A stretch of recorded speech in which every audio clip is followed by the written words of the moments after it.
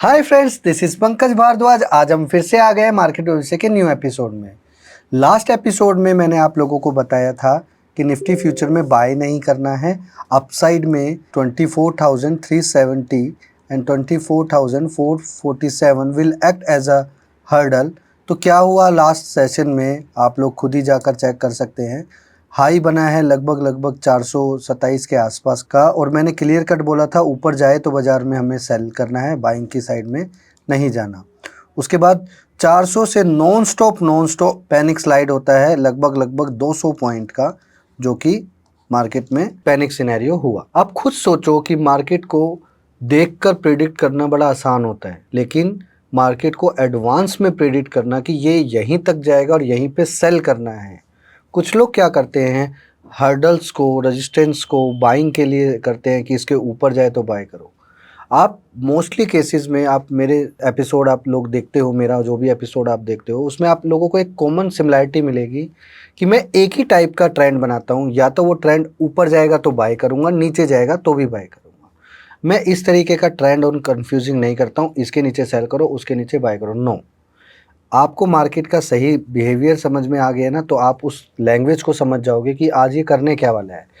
Cell करना है, short लेकर चलना है, तो ऊपर जाके भी शॉर्ट करेंगे और नीचे से नीचे भी शॉर्ट करेंगे। तो आइए आज फिर समझते हैं कि आज ये क्या करने वाला है।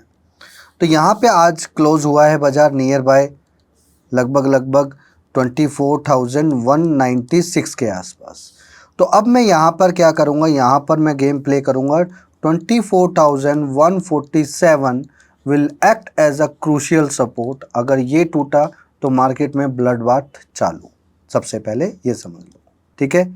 नीचे के अपसाइड लेवल रहेंगे 23,970 एंड 23,770। आपने इन दोनों लेवल्स को फोकस में रखना है। अभी बाइंग का सिनेरियो नहीं करना है, क्योंकि दिसंबर में वन साइड मार्केट मूव करता है। तो मेरे अकॉर्डिंगली 11, 13 और 21 इन डेट्स में बड़ा गेम हो सकता है। तो इन डेट्स का आप ध्यान रखना, जो डेट्स मैंने अभी आपको बताई हैं, ठीक है।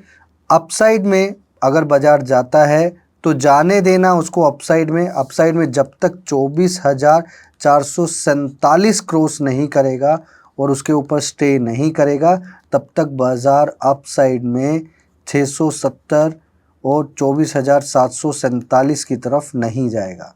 तो ये ध्यान रखना, अगर अपसाइड करना है तो 24,447 को ब्रेक करना बहुत ज़रूरी है, और उसके ऊपर स्टेबिलिटी भी हमें चाहिए। तो यहाँ पर फिर से आते हैं और बैंक निफ्टी की तरफ जाते हैं। तो बैंक निफ्टी में क्लियर कट डायरेक्शन दिया हुआ है गाइस मैंने, कि 51,856 के नीचे बाज़ार में एक पैनिक सिनेरियो होगा, जो कि पैनिक सिनेरियो होगा लगभग 51,456 एंड 51,256। ऑलरेडी मैंने मेंशन किया हुआ है गाइस, यहाँ पे आप लोग इस चीज़ को देख सकते हैं, राइट। तो आपको क्लियर कट एक चीज़ समझ में आ रही होगी कि इस चार्ट में पर्टिकुलर मैंने एक 200 SM में लगाया हुआ है। सम टाइम मैं कुछ हिंट लेता हूँ 200 से। कैसे लेता हूँ, जब ये फ्लैट हो जाती है। अभी 200 फ्लैट हो गई है। This is called the another concept, कि मार्केट में इस फ्लैट कंसेप्ट का मतलब क्या है। इसका मतलब ये है कि ये जो फ्लैट कंसेप्ट है, ये वेरी स्ट्रॉन्ग रेजिस्टेंस का काम करेगा। अगर ये बाज़ार वापस से ऊपर नहीं चलता और टच करने की कोशिश करता है, तो नीचे की साइड में पैनिक सिनेरियो रहेगा। अब क्लियर कट डायरेक्शन से एक चीज़ समझ में आ रही है कि अपसाइड में बाइंग नहीं करेंगे हम। अपसाइड में तब तक बाइंग नहीं करेंगे जब तक 52,656 के ऊपर बाज़ार क्रॉस नहीं करता। ये बात ध्यान रखनी है गाइज। अपसाइड में अगर कोई अनएक्सपेक्टेड न्यूज़ आती है, वो भी पॉजिटिव साइड में, तभी मैं उस चीज़ को अलाउ करूँगा कि हम लोग उसको बाइंग करें। अब सवाल ये उठता है कि ऐसे बैंकिंग स्टॉक्स यहाँ से तेज़ी का मूड कर रहे हैं, लेकिन फिर भी बैंक निफ्टी नहीं चल रही। इसका सीधा कंडीशन यही है, जब आपको इसमें तेज़ी करनी है तो इसमें HDFC बैंक, कोटक बैंक और मोस्ट प्रोबेबिलिटी ICICI बैंक, इन तीनों में से 2 स्टॉक गाइस आपके फेवर में होने चाहिए, तभी आप इस चीज़ को अलाउ करोगे। जो लोगों ने कल SBI का रिज़ल्ट देखा, उसमें क्लियर कट डायरेक्शन समझ में आ रही है कि SBI एक ऐसे क्रूशियल पॉइंट पे खड़ा था, वहाँ से पैनिक सिनेरियो आना स्वाभाविक था। तो अभी आप लोगों को क्या करना है गाइस, अभी बेसिकली 2-3 स्टॉक्स के बारे में मैं अभी आपको बताता हूँ कि किन किन स्टॉक्स के बारे में आपको नज़र रखना है। सबसे पहला स्टॉक लेते हैं हम टाटा मोटर। टाटा मोटर का रिजल्ट कैसा भी आए गाइस, आपने टाटा मोटर में 817 के ऊपर बाइंग करना है टाटा मोटर, और अपसाइड में 847 से लेके 861 तक का टारगेट रहेगा गाइस, ठीक है। लोअर साइड में क्रूशियल सपोर्ट रहेगा 770 एंड 757। अगर बाजार इसकी रेंज में आता है तो हम लोग बाइंग का स्टार्ट करेंगे सिस्टम, पहला पॉइंट। दूसरा, अब हम आते हैं डीवी स्लैब की तरफ। डीवी स्लैब में क्लियर कट डायरेक्शन समझ में आ रही है कि ये लोग करना क्या चाहते हैं। आपने क्या करना है, डीवी स्लैब में 5970 will act as a Lakshman rekha. अगर बाजार इसके ऊपर चलता है तो लगभग 6070 और 6147 तक चलेगा।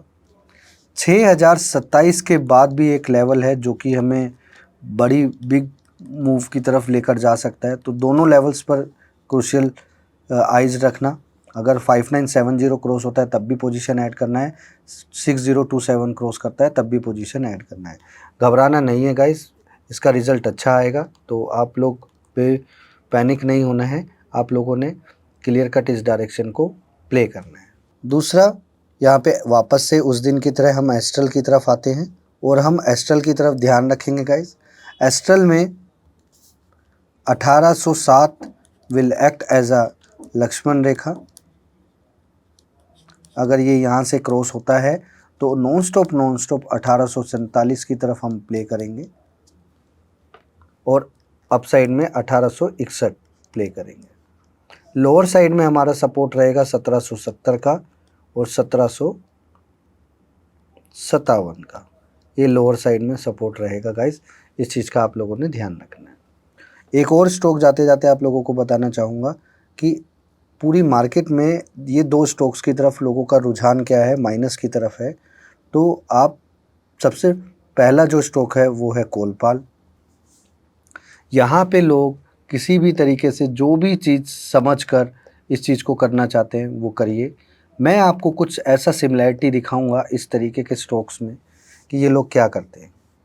यहाँ पे सारे कॉमन लोगों ने 200 SMA का इस्तेमाल करके जो पोजीशन अनएक्सपेक्टेड करने की कोशिश की है, यहाँ से 2870 है।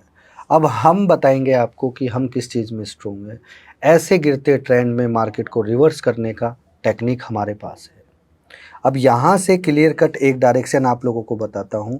Crucial support will act as a 28,270 and 27,770। आपको इसके दौरान में ब्लाइंडली फॉलो करना है, प्लेइंग साइड करना है लॉन्ग साइड की तरफ, और घबराना नहीं है। सबसे पहले ये चीज़ समझ लो। पहला स्टॉक था मेरा कोलपाल जो ये स्विंग साइड की तरफ है, और दूसरा है एबीबी। आपने इसमें पैनिक नहीं होना है। Just see my magic 17 November and 21 November Colgate will fire it, ठीक है। आप ये चीज़ का ध्यान रखना। और यहाँ पे जो लोग मेरे प्राइवेट स्टूडेंट हैं उन लोगों को बताना चाहूँगा, this is called the COP concept. COP concept यहाँ पे आ गया है तो आप लोग उसकी तरफ आइज रखना। यहाँ पे ABB द सेम सिनेरियो कि ABB में भी इसी तरीके से सिनेरियो किया हुआ है। कुछ लोग 200 का SMA का इस्तेमाल करके जो लोग उसको काम करने की कोशिश कर रहे हैं, यहाँ पे उनको फेलियर पॉइंट मिलेगा, क्योंकि अचानक से ये जो बड़ी rally candle elephant candle start हुई थी, उसी तरीके की एक एलिफेंट कैंडल यहाँ हुई है। तो यहाँ पे ये एग्जिट पॉइंट था इन सभी लोगों का, तो यहाँ से रैली आना स्वाभाविक है। इसी के साथ साथ आप लोग ट्रेंट में भी ध्यान रखिएगा। ट्रेंट में this is called this zone जो आप लोगों ने ध्यान रखना है। तो यहाँ से लगभग मान के चलो 60,047 और 59,47 will act as a crucial support, उसके बीच में बाय करना है। ट्यूसडे और Wednesday will be the last falling day in trend. तो जिन लोगों को ट्रेंड में बाय करना है वो लोग ट्रेंड में पोजीशन क्रिएट कर सकते हैं। सबसे बड़ी बात है घबराना नहीं है। अब आप लोगों को मैं एक चीज़ बताना चाहूँगा कि आप लोगों को जो भी मार्केट का कंडीशन दिखे उसमें आप लोग कॉन्फिडेंस से प्ले करो। कल ही मैंने एक लाइव वीडियो शूट किया था, मेरे ऑफिस में लोग आए हुए थे जिन्होंने मेरा पॉडकास्ट किया। उन लोगों के साथ मैंने लाइव ट्रेडिंग करके दिखाया है।